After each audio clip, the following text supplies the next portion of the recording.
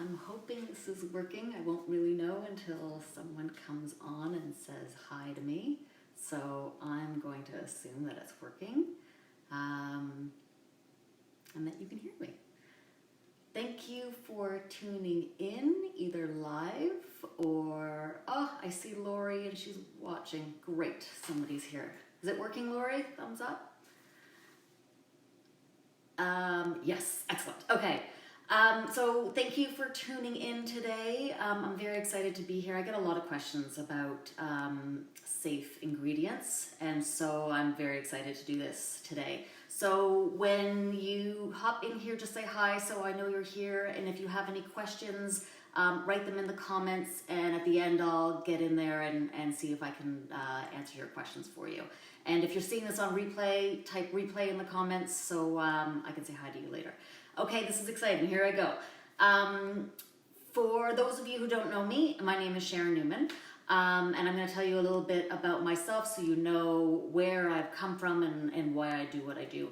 About a decade ago now, I participated in a study at Women's College Hospital where they were testing a certain demographic and trying to find a correlation between that demographic and the BRCA gene. And I'm not quite sure what made me do it. The emails went on like wildfire in my community, and so I decided to do it. You can probably tell by the way that I'm speaking. 8 months later, I got a phone call and I was told that I tested positive. The next day, I met with a genetic counselor and got some stats, which were really frightening. And while I was given some time to process all that, I was sent to the high-risk breast screening area to have my first mammogram at the age of 39. And so, as you can probably tell again, first mammogram went to a second, to an ultrasound. The tests kept coming, and ultimately it was a lumpectomy that confirmed that I had breast cancer. So I was very lucky. It was caught very early. The invasive part was only 2 millimeters, but unfortunately I didn't get clear margins. And so my doctor said to me that they had to go back in and remove some more to make sure there wasn't any cancer left behind. So it was the quickest decision I'd ever made in my life. I wanted a double mastectomy because that was what was recommended to me anyways, having a BRCA2 gene mutation. So 15 days later, I had an 8-hour surgery and a double mastectomy, reconstruction, and I was a survivor. So the whole thing was really quick, and I consider myself very lucky. But it was that conversation that I had with my surgeon when she was discharging me a couple months later, and she was referring me to my oncologist. I had that conversation with her where I was asking her lots of questions about what I can do to help myself. Because there's always a risk. Once you have cancer, you're at a higher risk bracket. And so, we had the conversation about foods and sleep and exercise and yoga and all these sort of things. And then she said to me that I should look at my personal care products and that I should be watching out for a particular ingredient. She explained to me that my tumor was hormone receptive positive, which meant that it fed and grew in my body based on the hormones in my body, based on the estrogen in my body. And the recommendation was that I have my ovaries removed so my body doesn't produce any more estrogen. And I ended up being on 8 years of tamoxifen to further reduce any estrogen in my body so that any leftover cells wouldn't grow based on the estrogen. So that's my story. I recognize, and so what that story told, or what my journey told me, was that the ingredients that we put on our skin make a difference. They matter. They affect our health. And I know that what I went through, or my particular situation, being a BRCA2 mutation carrier, being a breast cancer survivor, having a hormone receptive positive tumor, are very specific.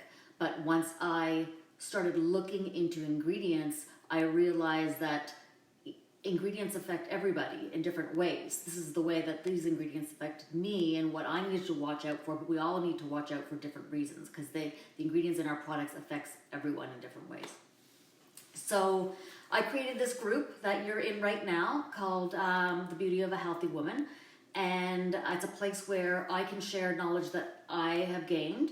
And I invite you to do the same, to share anything you think that people would enjoy listening to or learning about, any questions you have, and invite anyone you think would be interested in hearing. That's what it's there for. So let's get into it. The key to the whole thing is that what we put on our body affects the way our body functions. And this is indisputable. If you go to any doctor, they won't dispute it. This is the science behind how the birth control patch works, how the nicotine patch works, right? In my day, we took 21 pills, one every day. And if you missed it, you're in trouble. But now they put a patch on, and that patch is putting hormones through your skin, affecting the way your reproduction system works over 21 days.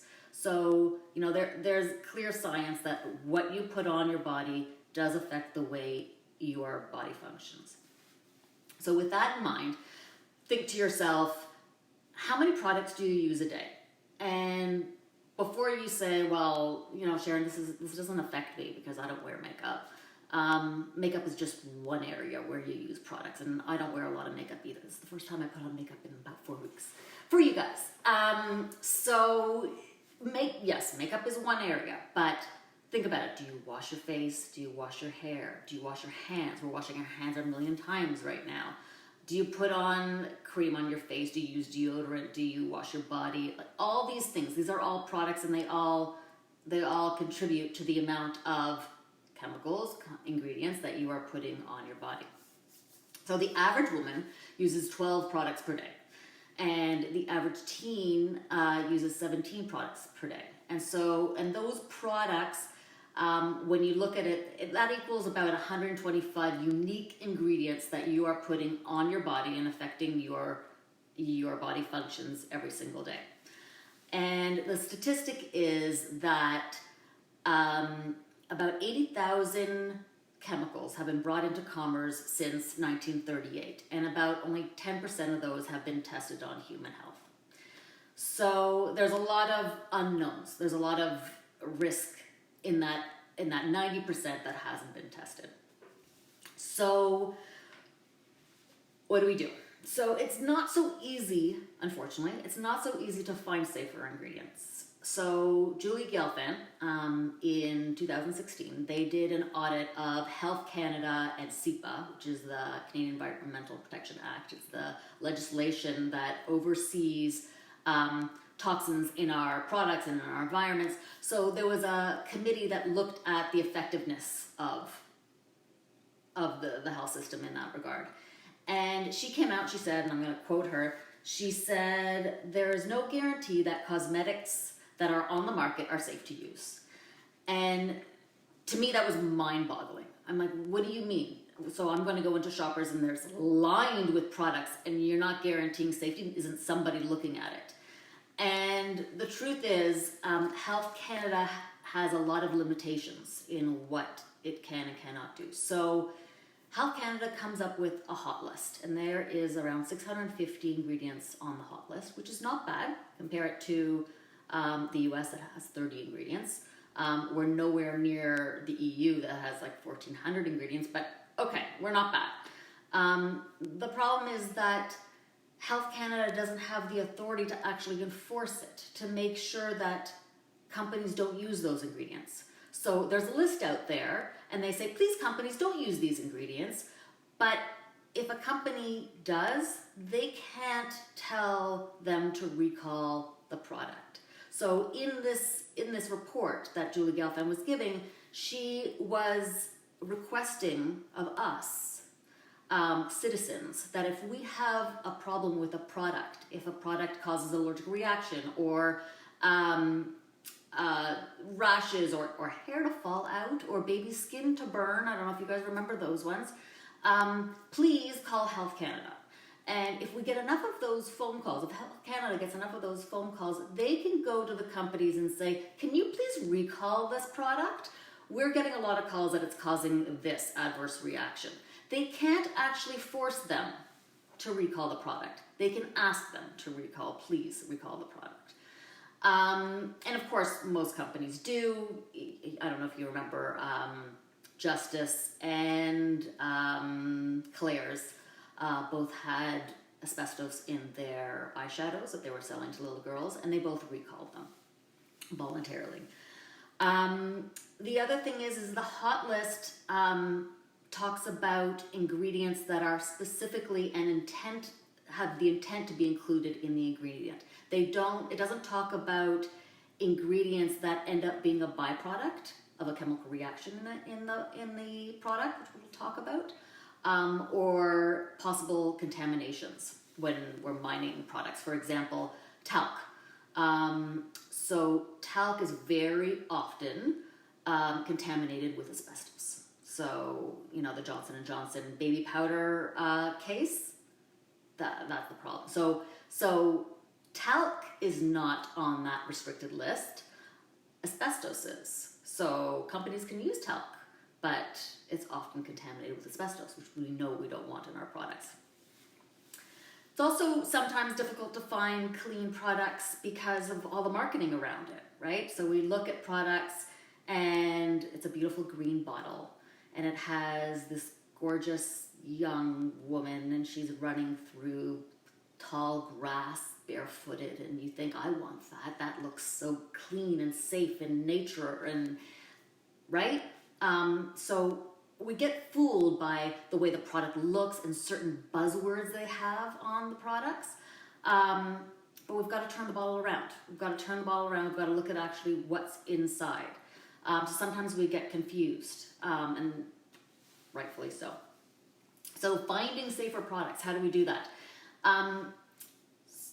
First, I just want to put it out there that we're looking for progress, not perfection. Okay, by no means am I suggesting go to your washroom cabinet and throw everything out and start from scratch. Not at all. Baby steps. And every little thing you can do, every one hazardous ingredient that you can eliminate from your products, you're better off. You're that far better off, right? So we're looking at progress. I have found spending so much time on the computer, looking at products, looking at ingredients, it's much easier to find a company, a brand that aligns with your goals than it is to find individual products and looking at every single ingredient in it. So it's very easy. You look at the website of a company and you can tell right away, do they only care if it works? Are they showing before and after pictures all over the place and nothing else? Or do they only care about the safety, and they're talking about, like, all their products are made with organic coconut oil and that's all you really need, right? You want to look for, ideally, a company that's talking about your safety, concerned with your safety, but also wants their products to work and help you achieve the goal that you are trying to achieve. So I do have 2 resources for you that I'm going to give you at the end of this, where you can take these resources and compare the ingredients there to what you're currently using and see how safe your current products are. You might be surprised. I have had people come to me and say, I just love this. Can you tell me if it's safe? And I have found safe products for people. So take a look at it and start there. So let's look at the 5 ingredients, and I couldn't narrow it down to 5. I'm sorry, you've got 6. So here we go. The first one is fragrance. So fragrance is in everything. You'll find it very easily. It says fragrance or parfum, and it's in cleaning supplies, it's in skincare, it's in shampoos, soaps, everything.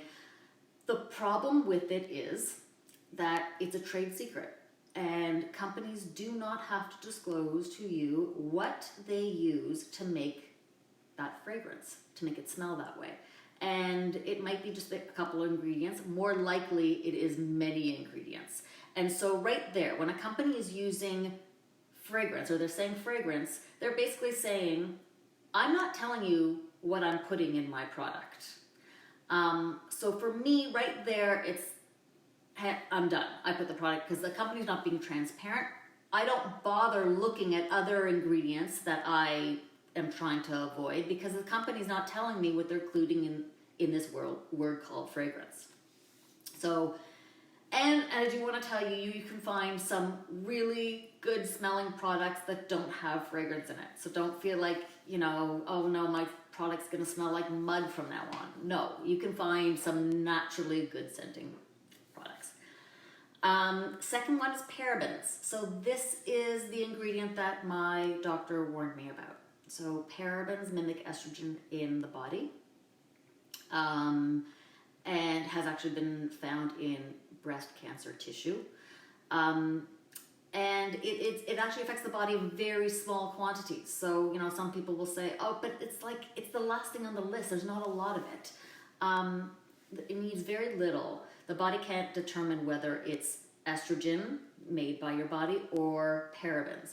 And things like breast cancer tumors are suspected to grow based on the amount of estrogen in your body.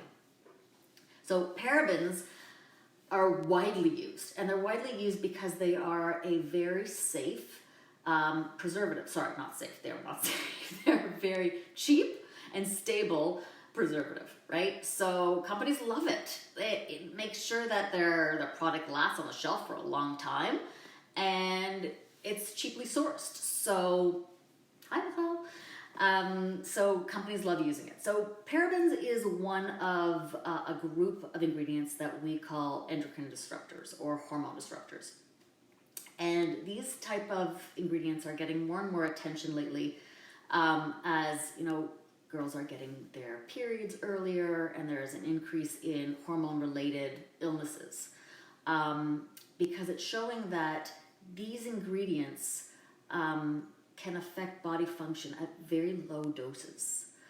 And there are studies that are showing that, there was one study in particular that I'm thinking of in California, where they studied a group of teenage girls, and they tested the amount of hormone disrupting ingredients in their urine one day, and then made sure they used products without any endocrine disruptors for 3 days, and then tested again. And they found a 30% drop in the endocrine disrupting ingredients over those 3 days. So they have a dramatic effect on our bodies. So the third ingredient that I want to talk about is also another endocrine disruptor, and it's called phthalates. And phthalates affect the male hormones system. So they've been found to affect sperm quality, sperm counts, and the quality of it. Phthalates it's a plasticizer, so it makes things last longer. You'll find it in nail polish. You'll find it also anything that has a fragrant. And when they want fragrance to last longer, they'll put phthalates in it. So that's another reason why when I see fragrance, I put it down, because likely there's phthalates in it.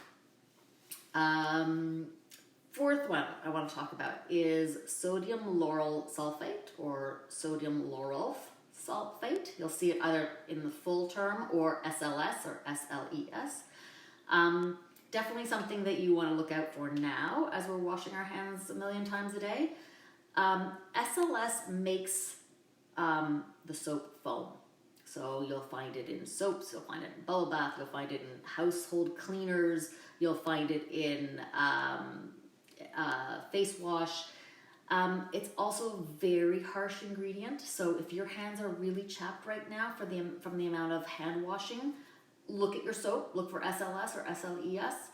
And it's also often contaminated with 1,4-dioxide, which is a known carcinogen. So that's an easy one to avoid. There are lots of soaps that don't include it, and even soaps that foam, because companies are getting creative with other ingredients that they're using. The last one is formaldehyde. So you probably remember formaldehyde from biology. It is a preservative, right? A very stable, strong preservative. And it's also a known carcinogen. We all know that's carcinogenic. So you're probably thinking to yourself, come on, companies are not actually putting formaldehyde in their products, are they? And you're right, they're not putting formaldehyde, because what happened then. Like someone would actually look at the ingredients, see formaldehyde, and go, oh my God, and on social media, it'll be out in a second, and no one's going to use that product ever again. So you're right, they don't actually put formaldehyde on the products, but what they do put is a group of ingredients called formaldehyde releasers. And what happens is when these ingredients are put into a bottle with other ingredients, a chemical reaction happens in the bottle, and at the end of the day you have formaldehyde, and which preserves the product. This is what I was talking about earlier when, we were talking about Health Canada and the limitations. So formaldehyde is on their list, their hot list of ingredients to look out for. But the fact that it's now in the bottle because it is a byproduct of a chemical reaction, they know it's there, the companies know it's there, but Health Canada's hands are tied. No one's going to do anything about it. So look out for these formaldehyde releasers.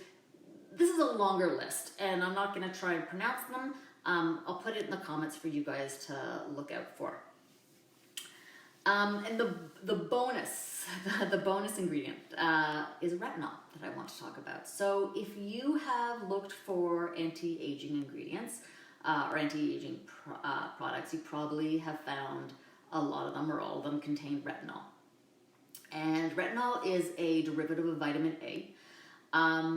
Should not be used while breastfeeding or while pregnant.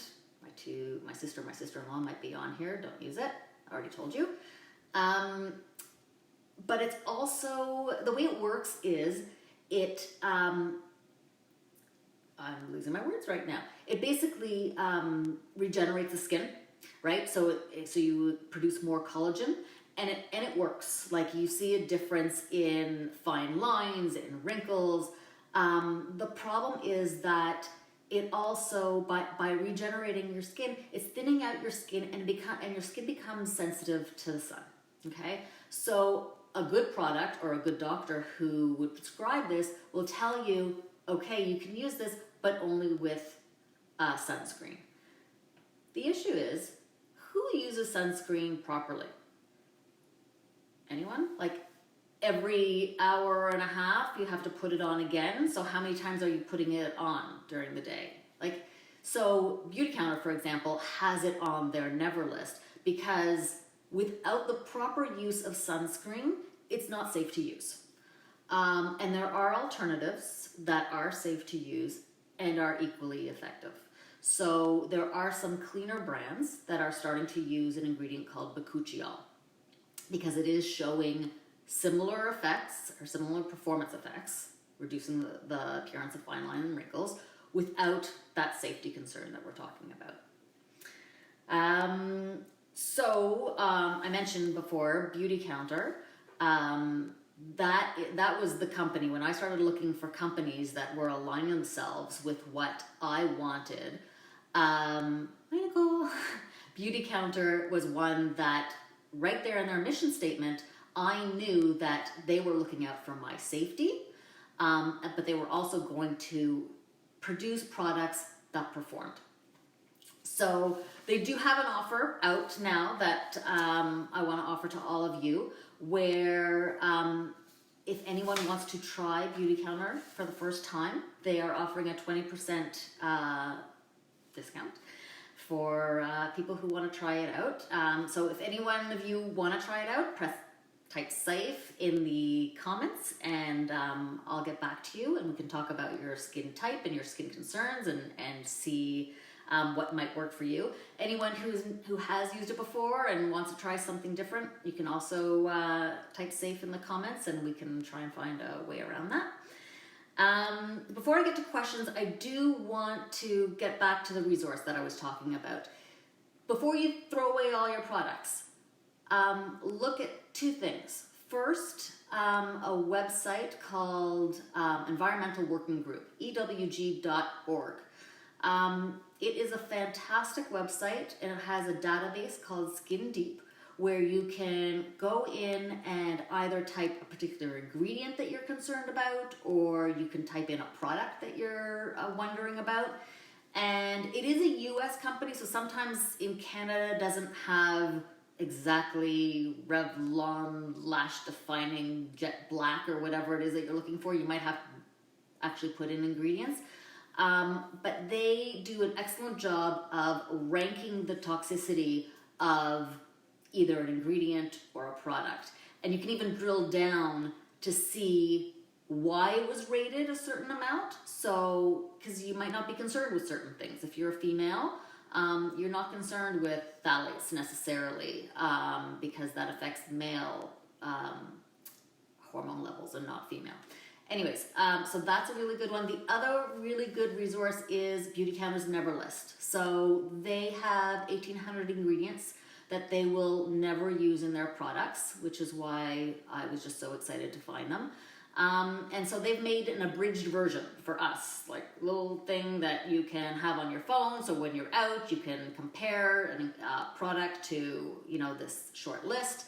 And so if you want that list, put never in the comments and I will get that list out to you. So those are two really good resources to look at your current products. So questions, I don't know if I'm going to be able to see it on here. Oh, I can. Hi, everybody. And I'm not seeing any questions. If you guys come up with any questions later, either put them in the comments to this video or just post it right in the group and I will answer them there.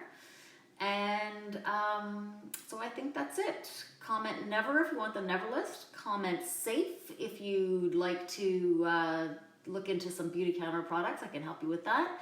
And thank you for tuning in. Bye, guys.